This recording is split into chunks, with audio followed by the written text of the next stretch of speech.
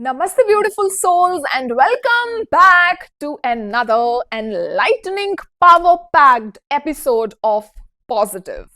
I am Vijayalakshmi, your host, and I am super excited to have you all on this power packed episode, which is, well, before I reveal that, as you know, we have the Dashavatar series going on. In the last episode, we concluded the Dashavatar series with the Kalki avatar that's yet to be born.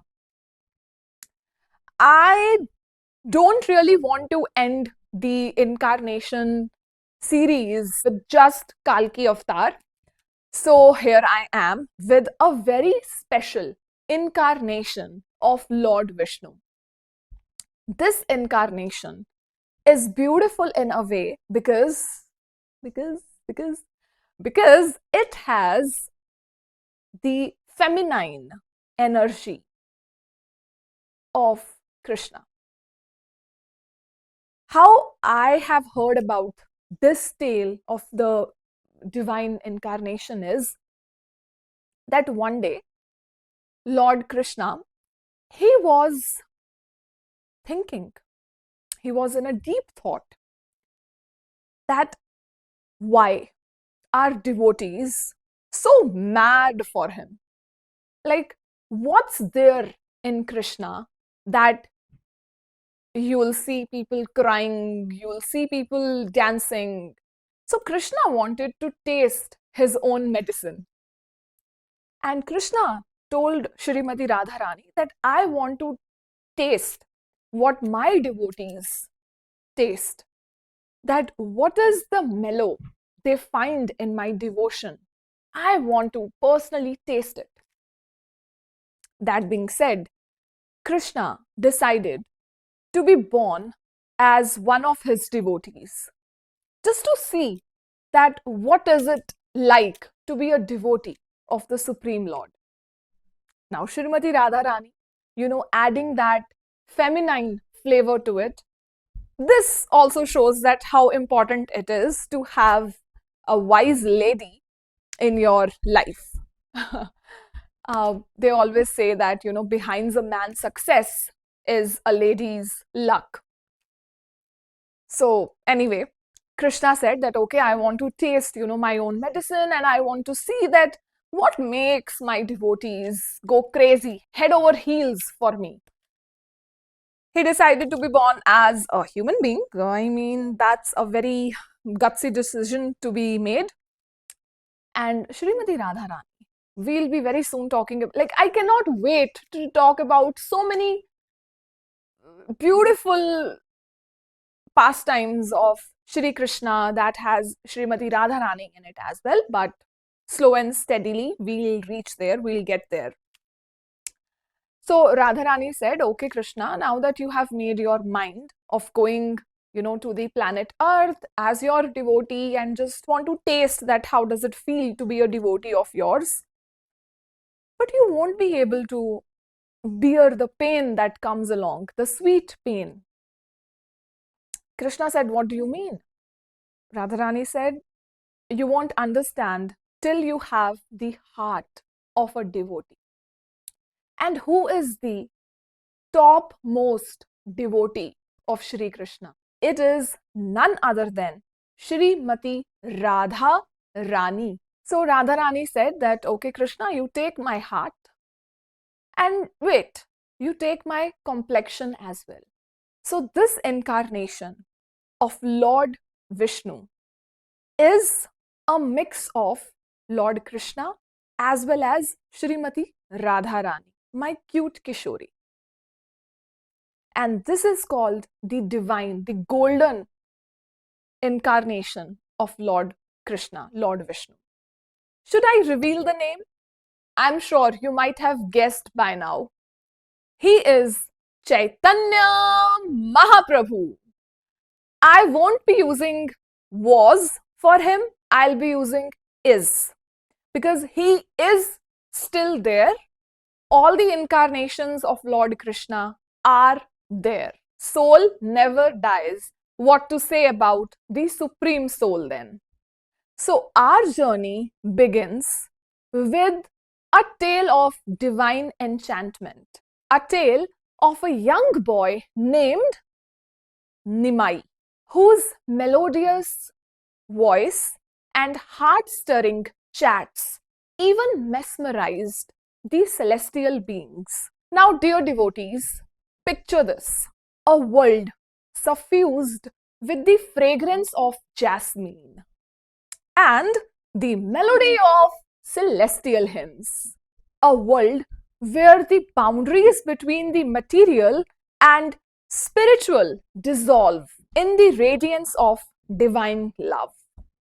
It is in this enchanted realm that Chaitanya Mahaprabhu emerged as a beacon of light, illuminating the path to spiritual awakening for all who crossed his path.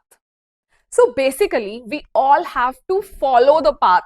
We all have to start somewhere, like they say, to reach to our destination. Present age of Kali Yuga, if we want to break through the cycle of repeated birth and death, one simple solution, one simple answer, which is chanting the holy name of the great Lord.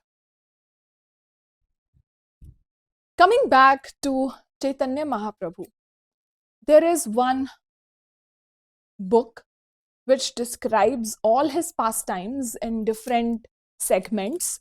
It's called Sri Chaitanya Charitamrita. I have read this Chaitanya Charitamrita, which is a condensed version of Chaitanya Charitamrita, and it's written by A.C. Bhaktivedanta Swami Prabhupada, the founder Acharya of International Society for Krishna Consciousness. He has beautifully, like I can't reiterate the fact that it's beautifully written. I personally have lived through this book. It's amazing, wonderful. I have read it, I don't know how many times. So I would like to share maybe just a little bit so that you guys have an idea that what all is there in the book. But I highly recommend reading this book. If you want to read any book in the world and you are curious to know, like me, why are we here, what's the purpose and all of that cool stuff, Chaitanya Charitamrita, at least we can read the condensed version of it. The story of Nimai. Let's walk hand in hand with Chaitanya Mahaprabhu, our guide, our inspiration, our eternal companion on the path of spiritual realization. Chaitanya Mahaprabhu is also called the Golden Incarnation of divine love and compassion. He is Krishna, but with the mood, heart, and complexion, the golden complexion of Srimati Radha Rani. So, in the idyllic town of Navadvip, nestled amidst verdant fields and meandering rivers, there lived a child whose radiance eclipsed even the brightest stars in the heavens. His name, Nimai, the beloved son of Jagannath Mishra and Sachi Devi, and his childhood was adorned with divine playfulness and celestial grace. One sunny afternoon, as Nimai frolicked along the banks of the sacred river Ganga, his curiosity led him to a secluded grove where the ancient banyan trees whispered secret of ages past. So, entranced by the mystical aura of the place, Nimai closed his eyes and began to chant the holy names of Lord Krishna with childlike innocence and devotion. To his utter amazement, the surrounded trees began to sway in rhythmic harmony, their branches swaying like celestial dancers in celestial ecstasy. Birds of every hue joined the chorus, their sweet melodies blending seamlessly with Nimai's divine chant, creating a symphony of sound that reverberated through the heavens. unbeknownst to Nimai, his enchanting melodies attracted the attention of the celestial beings who dwelled in the heavenly realms. How beautiful that he chanted and remembered God with such ecstasy, devotion, innocence, that even the celestial beings were attracted. And here we are, like, you all are wise, smart, full of devotion. I'm talking about myself, that maybe the lowest human being, the last rank, if belongs to someone, would be me in terms of devotion. So I'm trying. But here I am, with such poor fund of knowledge.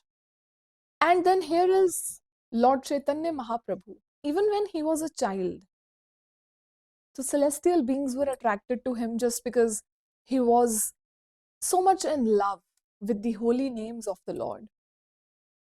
I hope, and please pray for me, that maybe I can also have that amazing grace of Chaitanya Mahaprabhu, that I can be somebody on the path of devotion, and maybe one day I can have that devotion that shows in my eyes and bubbles up in my heart and overflows through my eyes.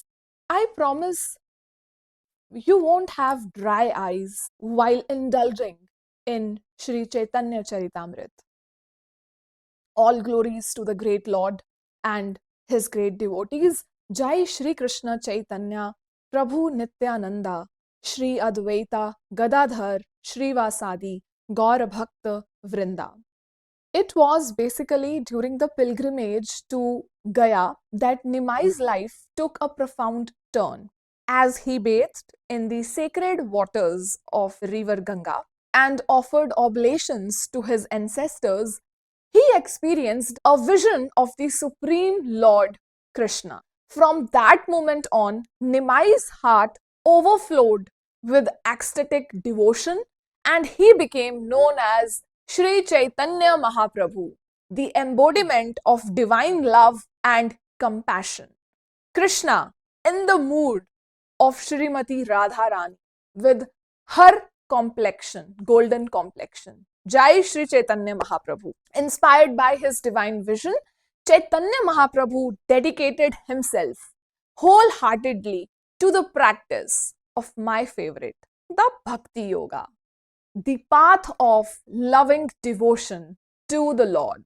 Chaitanya Mahaprabhu's presence radiated a magnetic energy that drew the souls from far and wide into the fold of his divine love. Among his devoted followers were the illustrious 6 Goswamis. It was during his time in Puri when he started Sankirtan movement, the congregational chanting of the holy names of the Lord. So this is what I cent% believe in, that we all have devotion already there, maybe in a dormant form, at least in my heart, in a dormant form for the one who created us. We just have to remind ourselves, like Lord Hanuman was reminded of his powers. We also have to be reminded of the power of devotion that's already sitting inside, residing in our heart. So maybe one day it breaks the dormancy and germinates in my heart. Krishna willing, please pray for me. Hari Bol. If you are wondering that what is the purpose of life, what's the higher purpose of me being here stuck on this planet Earth, the answer is very simple. I believe that in the embrace of divine love, we find our truest selves and highest purpose. So the answer is simple. It's right in front of us. As we reflect on the life and teachings of Chaitanya Mahaprabhu, let's remember the power of love, devotion, and surrender in our own lives. I have talked so many times about the power of surrender. I have recorded an episode on the power of surrender of Gajendra. Queen Kunti, I have talked about Draupadi's surrender, and there will be so many episodes coming in the future about the power of surrendering to the great will of the Lord. Doesn't mean that we stop doing our daily karmic actions, just surrendering it to the will of the Lord and keep doing out of ecstatic love for God as a devotional service to the great Lord. That's all it demands. I am not able to stop myself, so I'm going to read something just a little bit from this book. It is said in the Vishnu Nam Strot of Mahabharata, a description of the Lord's incarnation is given as follows. Now, this is about the Lord, that his bodily complexion is golden and every limb is decorated with sandalwood paste. Having accepted the renounced order of life, by the way, Chaitanya Mahaprabhu accepted the renounced order of life. The Lord is firmly fixed in his mission of establishing the religious principles for the age, any age. So we know and we are aware that every incarnation of the Lord, it happened to establish righteousness in the age. Now this present age is also Kali Yuga, and Chaitanya Charitamrita explains that the birth of Sri Chaitanya Mahaprabhu is to establish the religious principles in this age of quarrel. All of these symptoms are clearly visible in Sri Chaitanya Mahaprabhu. Basically, in this book, it has been reiterated that Sri Chaitanya Mahaprabhu is the incarnation of Lord Krishna himself with the heart, complexion and mood of Srimati Radha Rani, because we are so intelligent human beings that we need proof for everything. But we never really ask our parents to show us a proof that we are their kid. So why do we need a proof that we belong to Krishna? We belong to the Almighty. He created us. But if in case anyone wants a proof, it is there in our Vedic scriptures. All we have to do is take out some time from our so busy schedule and just spend some moments with our Vedic scriptures. They have a lot of tales to tell. All we have to do is listen patiently. Let's walk the path of divine ecstasy, following in the footsteps of the illustrious saint whose life continues to inspire and uplift souls to this day. Sri Chaitanya Mahaprabhu's legacy lives on in the hearts of those who seek the divine love. Thank you for joining me on this enchanting journey. Today we talked about Sri Chaitanya Mahaprabhu, and trust me, this is not the last episode on him. We're going to talk a lot more about the amazing pastimes of Sri Chaitanya Mahaprabhu and of course diving deep into the Vedic scripture, Sri Chaitanya Charitamrita. Until next time, may the light of his love illuminate your path and guide you on your journey of self-love, self-discovery and spiritual realization. Hari Bol, Namaste.